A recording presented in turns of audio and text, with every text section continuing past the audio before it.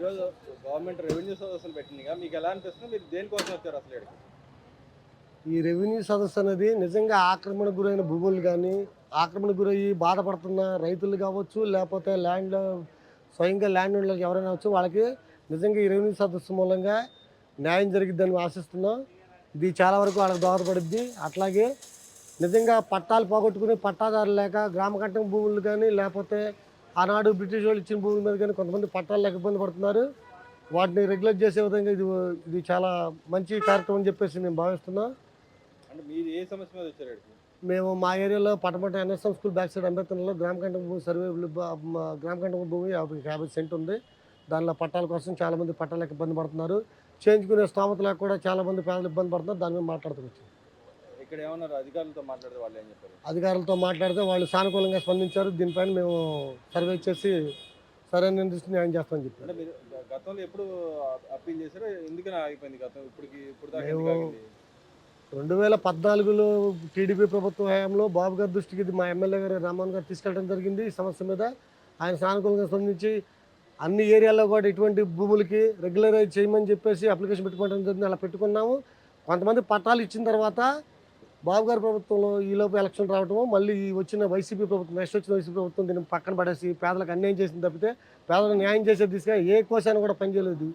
కాబట్టి దాని మూలంగా పేదలు చాలామంది ఇబ్బంది పడుతున్నారు. వైసీపీ నాయకులు చెప్తున్నారు, గతంలో జగన్మోహన్ రెడ్డి గారు కూడా అంటున్నారు, మేము దళితులకు కానీ పేదలకు కానీ ఇళ్ల పట్టాలు విపరీతంగా ఇచ్చాము, కొన్ని లక్షలు ఇచ్చామని చెప్పి అంటున్నారు.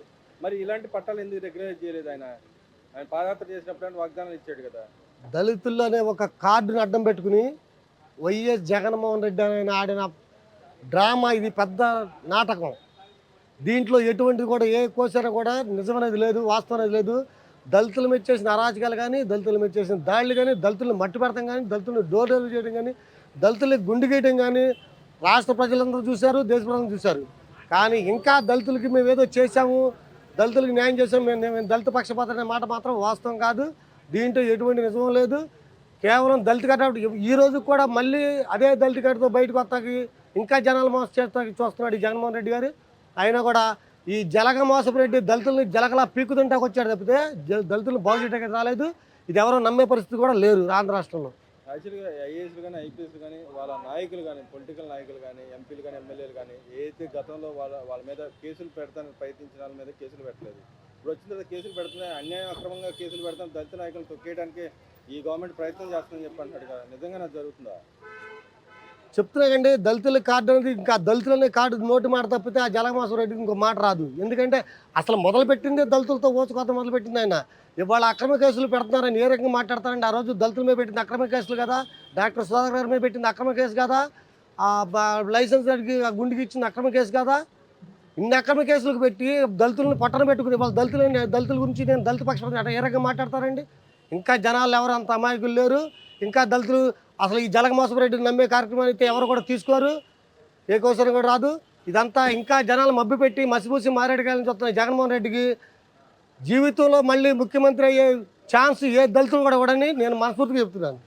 అదేవిధంగా చూస్తుంటే జగన్మోహన్ రెడ్డి గారు ఇంకో మాట కూడా అంటారు, రాబోయే రోజుల్లో త్వరలో ఆయన మళ్ళీ యాత్ర బిగించే జిల్లాల పర్యటన చేయబోతున్నాడు. ఇప్పుడు వరకు గవర్నమెంట్ వచ్చి 6 నెలలు అయింది.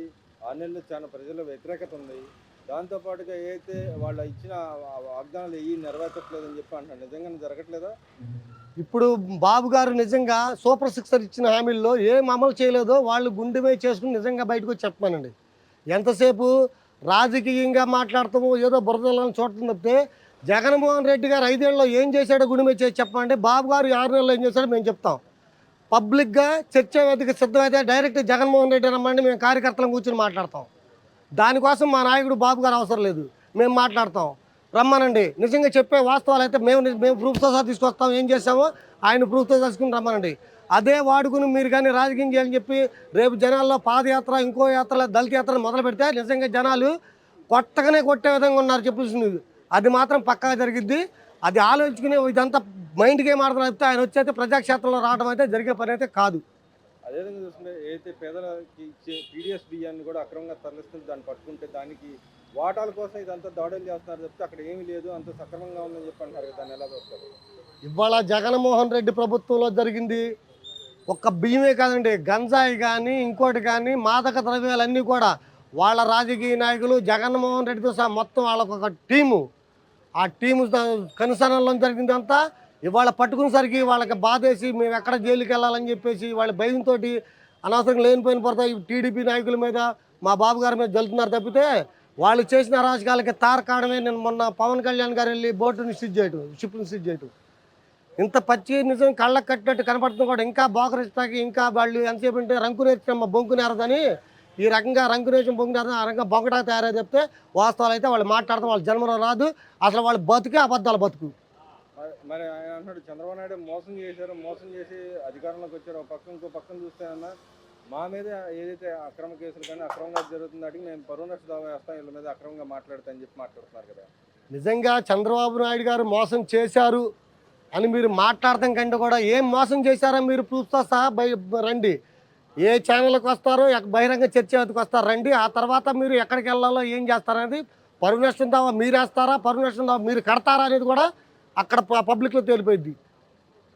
వాస్తవికానికి దూరంగా మాట్లాడతాం, వాస్తవానికి దగ్గరగా మాట్లాడితే బాగుంటుంది, లేదంటే మూసుకుని ఇళ్లలో కూర్చోవడం చాలా ఉత్తమమైన పని. మరి జగన్మోహన్ రెడ్డి గారు మొన్నటిదాకా ఏదైతే అసెంబ్లీ జరిగినప్పుడు అసెంబ్లీకి రమ్మని అడిగితే రాలేదు, ఎందుకు రాలేదు అనుకుంటున్నారు. ఇప్పుడు మరి ప్రజల్లోకి వెళ్ళి ఏం చెప్పదా, ఏం సాధిస్తాడు ఆయన వెళ్ళి?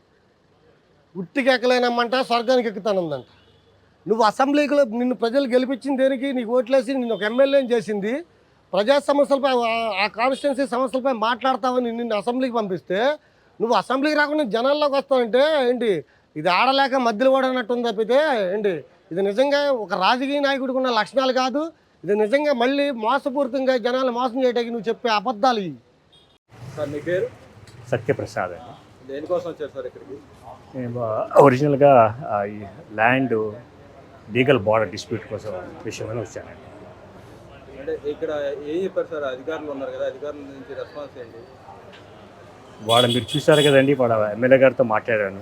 ఎమ్మెల్యే గారు మరి ఆ మండల ఆఫీసర్ వాళ్ళకి అధికారులు చెప్పారు వాళ్ళకి విషయం, దీన్ని ల్యాండ్ డిస్ప్యూట్ ఉందండి, వాళ్ళని దీని పరిష్కారం ఆలోచన అని చెప్పారు.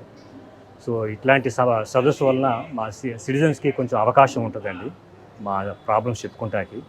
దాన్ని బట్టి వాళ్ళు నేను ఒక ఎమ్మెల్యే గారు కానీ లేకపోతే లోకల్ ఎంఆర్ఓ ఆఫీస్ అథారిటీస్ కానీ కొంచెం వాళ్ళ పాలసీస్ కానీ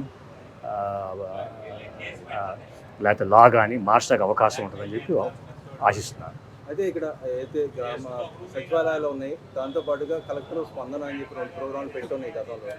దానివల్ల ఎంతో మాత్రం సత్వన పరిష్కారాలు అయ్యి దీనివల్ల ఇంకేమైనా పరిష్కారాలు అయ్యే అవకాశం ఉందంట. అంటే నేను స్పందనలో ఒకసారి కంప్లైంట్ పెట్టానండి, 2 years ago పెట్టాను. దానికి పరిష్కారం అంటే వాళ్ళు అప్పుడు వాళ్ళ పాలసీ ప్రకారం వాళ్ళు ఏమి చేయలేమని చెప్పారండి. ఇప్పుడు మరి ఇది సార్ గ్రామ సచివాలయాలు గ్రామ సచివాలయం వాళ్ళే హెల్ప్ చేశారండి. స్పందనలో కంప్లైంట్ పెడతాక వాళ్ళే హెల్ప్ చేశారు. కాకపోతే అఫీషియల్స్ వాళ్ళు జ్యూరిస్డిక్షన్లో వాళ్ళు ఏమి చేయలేమని చెప్పారండి. అంటే గతంలో అయితే కొన్ని ఆక్రమణకు గురైన కొన్ని కేసులు ఉన్నాయి, దాంతోపాటుగా కొన్ని పరిష్కారాలు కానీ కూడా అవ్వకుండా ఆగిపోయిన కేసులు ఇప్పుడు ఇలాంటి పెడతాం వల్ల గవర్నమెంట్ ఇనిషియేటివ్ తీసుకోవడం వల్ల మీలాంటి వాళ్ళకి ఏం లాభం?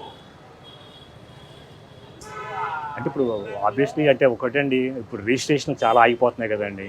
అన్ని లెజిటిమేట్ కేసెస్ అన్ని రిజిస్ట్రేషన్ కొంచెం అవకాశం కల్పిస్తే మంచిదండి, తొందరగా అయిపోతాయి. అట్లాగే ఇప్పుడు ఇన్హెరిటెన్స్ రిజిస్ట్రేషన్లో కూడా చాలా ఇబ్బంది పడుతున్నారు కదండి, అది కూడా కొంచెం తొందరగా రిజిస్ట్రేషన్ చేసే అవకాశం కల్పిస్తే మంచిదండి. ఓవరాల్గా ఈ గవర్నమెంట్ వచ్చిన తర్వాత పరిస్థితి ఎలా ఉంది సార్? నాకంత అవగాహన లేదండి, ఇది ఫస్ట్ టైం ఇంటరాక్షన్ ఇట్లాంటి సదస్సులో. సో దానివల్ల నాకు కామెంట్ ఏం చేయలేదు. గవర్నమెంట్ ఇలాంటి ప్రోగ్రాంలు తీసుకురావడం వల్ల ఎలా అనిపిస్తుంది? అంటే ప్రజలకు అందుబాటులో ఉందా ఈ గవర్నమెంట్?